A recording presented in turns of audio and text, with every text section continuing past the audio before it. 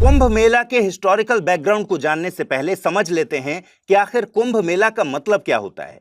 कुंभ एक संस्कृत शब्द है जिसका मतलब है कलश या घड़ा, और मेला का मतलब है खास त्योहार या मान्यता के कारण इकट्ठा लोगों का हुजूम। देखिए, इतिहास में कुंभ मेले की शुरुआत कब से हुई या किसने की, इसकी सटीक या प्रामाणिक जानकारी हमें किसी भी एंशिएंट टेक्स्ट में नहीं मिलती। हालांकि इतिहासकार एस बी राय के अनुसार 10,000 बीसी में होली रिवर बाथ के एविडेंस मिले हैं। इसके अलावा 600 बीसी के बौद्ध स्क्रिप्चर में भी नदी मेलों का पता चलता है। वहीं राय मानते हैं कि मेले का जो प्रेजेंट फॉर्मेट है वो 300 एडी के आसपास से बनना शुरू हो गया था। इतना ही नहीं, 600 एडी में चाइना से आया ट्रैवलर ह्वेन सांग ने प्रयागराज में सम्राट हर्ष द्वारा आयोजित कुंभ में डुबकी लगाई थी। चलिए अब समझते हैं कि कुंभ के पीछे की कहानी क्या है। हिंदू पौराणिक ग्रंथों के अनुसार ऐसा माना जाता है कि कुंभ की कहानी समुद्र मंथन से जुड़ी है। समुद्र मंथन से पहले महर्षि दुर्वासा के बारे में जानना जरूरी है। मान्यताओं के अनुसार महर्षि दुर्वासा भगवान शिव के पुत्र कहलाते हैं। माना जाता है कि उनका जन्म भगवान शिव के क्रोध से हुआ था और इसी कारण उनके स्वभाव में क्रोध सबसे ज्यादा दिखता था। दुर्वासा ऋषि को छोटी छोटी बातों पर क्रोध आ जाता था और वो श्राप दे देते थे। ऐसे ही एक बार महर्षि दुर्वासा ने देवताओं को श्राप दे दिया। श्राप के कारण इंद्र और दूसरे देवता कमजोर पड़ गए। इस कमजोरी का फायदा उठाकर राक्षसों ने देवताओं पर आक्रमण कर उनसे उनका स्वर्गलोक छीन लिया। इसके बाद सभी देवता मिलकर भगवान विष्णु के पास पहुंचे और उन्हें पूरी बात बताई। तब भगवान विष्णु ने देवताओं से कहा कि आपको असुरों को हराने के लिए अमृत की जरूरत है और इस अमृत को आप क्षीर सागर का मंथन कर निकाल सकते हैं, लेकिन इस काम को करने में आपको दैत्यों की मदद लेनी पड़ेगी। अमृत पीकर देवता अमर हो जाते और असुरों को आसानी से हरा देते। भगवान विष्णु के ऐसा कहने पर सारे देवता राक्षसों के साथ समझौता कर अमृत निकालने की कोशिश में लग गए। समुद्र मंथन के लिए वासुकी नाग को रस्सी बनाया गया और मंदराचल पर्वत को मथनी बनाया गया। समुद्र मंथन से कुल 14 चीजें निकली। सबसे पहले निकला था हलाहल विष, जिसको गले में धारण कर शिव जी नीलकंठ कहलाए। इसके बाद कामधेनु गाय, ऐरावत हाथी, कल्प वृक्ष, अप्सरा रंभा, माता लक्ष्मी, पांचजन्य शंख, पारिजात वृक्ष, शारंग धनुष जैसी दूसरी चीजें निकली और लास्ट में निकला अमृत कलश। जब अमृत कलश निकला तो उसे पाने के लिए देवताओं और दानवों के बीच संघर्ष शुरू हो गया। इस बीच जयंत ने अमृत कलश उठाया और वहां से भाग गए। जयंत भगवान इंद्र के बेटे हैं। अब राक्षस पड़ गए जयंत के पीछे।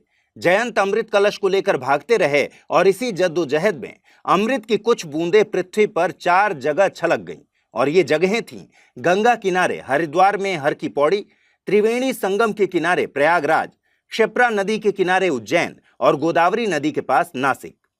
इसीलिए इन जगहों को पवित्र माना जाता है और यहाँ कुंभ मेला लगता है। अब सवाल यह है कि हर 12 साल में ही क्यों होता है कुंभ मेला। दरअसल देवताओं और राक्षसों की लड़ाई कुल 12 दिन चली थी और 12 दिन लग गए जयंत को अमृत कलश लेकर स्वर्ग पहुंचने में। इसलिए कुंभ भी 12 होते हैं। इनमें 4 कुंभ धरती पर होते हैं और 8 देवलोक में।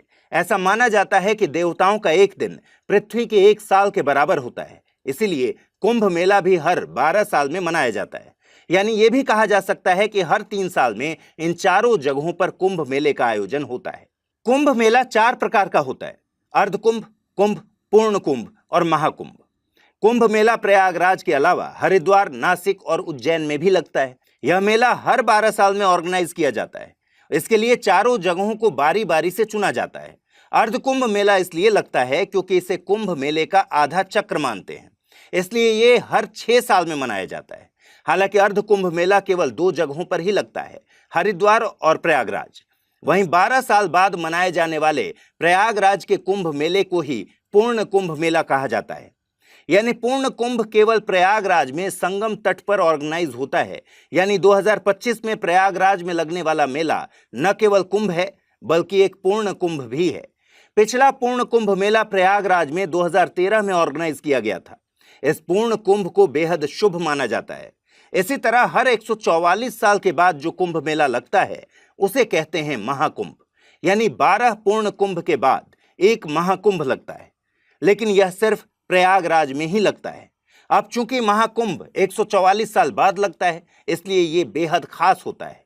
प्रयागराज में लगने वाला कुंभ इसलिए भी ज्यादा इंपॉर्टेंट माना जाता है क्योंकि यहाँ 3 नदियों का संगम होता है और इसीलिए अन्य 3 शहरों की तुलना में सबसे बड़ी संख्या में श्रद्धालु यहीं आते हैं। अब सवाल यह है कि कुंभ मेलों की तारीख को कैसे डिसाइड किया जाता है।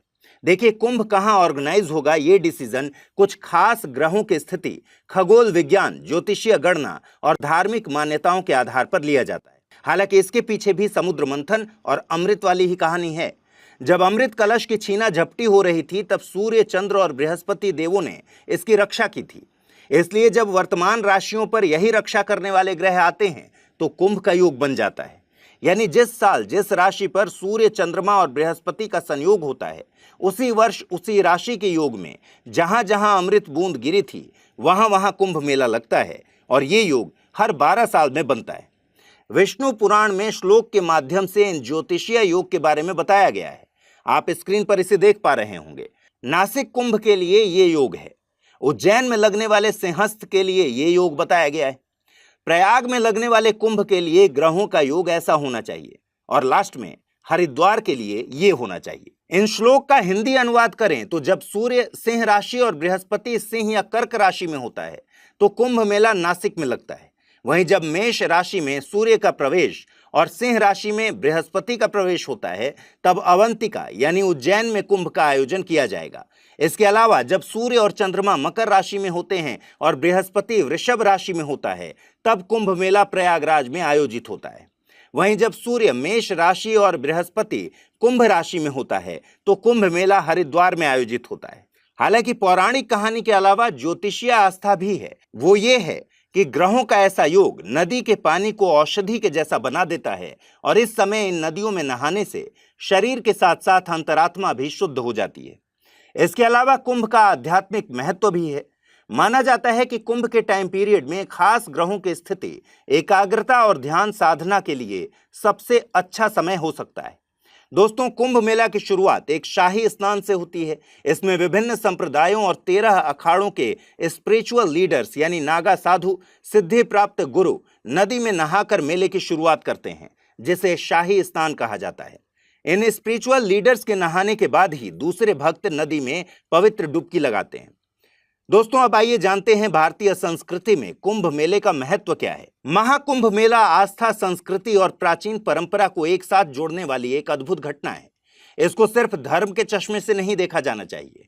कुंभ में सिर्फ भारत के ही नहीं बल्कि विदेशों से भी लाखों लोग डुबकी लगाने आते हैं। कुंभ में भेदभाव नहीं होता, चाहे कोई भी व्यक्ति हो, किसी भी जाति का हो, धर्म का हो या किसी भी वर्ग से हो। इस मेले में एक ही मकसद से आता है और वो है मोक्ष। कुंभ भारत की संस्कृति, भारत के धर्मनिरपेक्ष कॉन्सेप्ट को एक्सप्लेन करता है। ये बताता है कि कैसे यहाँ आने वाला हर व्यक्ति सिर्फ एक श्रद्धालु है और कुछ नहीं। हालांकि कुंभ मेला नदी में सिर्फ डुबकी लगाने तक सीमित नहीं है। यहाँ धार्मिक चर्चाएं होती हैं, साथ में लोग भक्ति करते हैं, साथ में खाना खाते हैं। यहाँ आस्था और ज्ञान का आदान प्रदान भी होता है। यहाँ साधु और सन्यासी दुनिया को अपनी अपनी परंपराएं दिखाते हैं। कुंभ सही मायनों में दिखाता है कि भारत प्राउडली मल्टी रिलीजियस और मल्टी कल्चरल देश है। यही बात इसे इंटरनेशनल लेवल पर खास बनाती है।